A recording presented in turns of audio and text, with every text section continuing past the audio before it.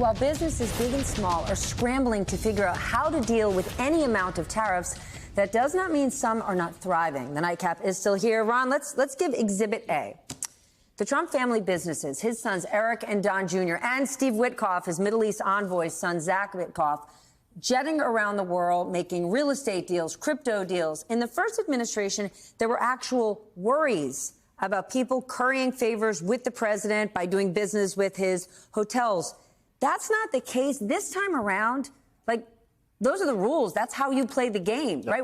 When you look at why Truth Social trades so well, look at who the holders are. There's a good chance those are hedge funds that are trying to curry a favor with the president when it comes to a TikTok decision. And some foreign entities. I mean, I wish someone would actually not do the work on this, because I believe firmly that the emoluments clause is being wildly violated, because there's foreign money coming into his meme coin. There's foreign money that may very well come into this new club. And again, a way to curry favor with the president at $500,000 for a membership. There are all these things going on that in our past would have never survived any kind of scrutiny and would have. But then why are they now? Right? People don't even necessarily begrudge. You have a successful president, you have a successful cabinet, that's fine.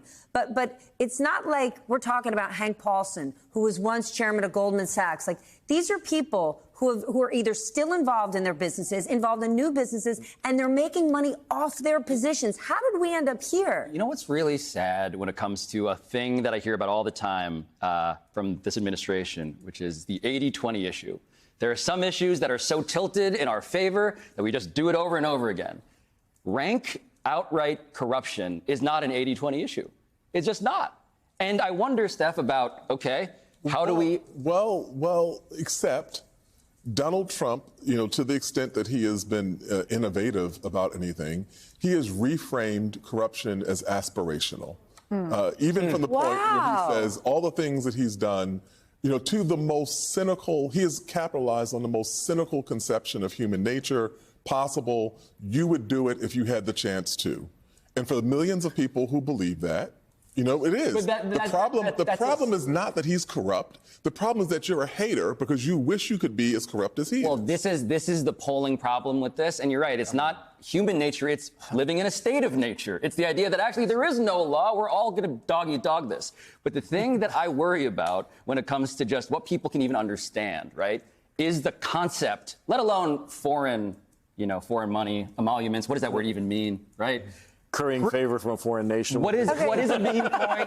No, but like just the idea of that doesn't sound like an American because word. A meme coin sounds like an abstract, but you've got State Department emails, right, to other countries saying, hey, how about a Starlink contract, right? Trying to influence other countries to use Elon Musk's business right around the time when we're negotiating tariffs. But I think the feeling is that, Republicans are running the joint right now, so there's no off-ramp here. Oh, and also presidential immunity, right? So that's the problem. And, I guess we're all just stuck here. I don't think that's true, right? The president has immunity.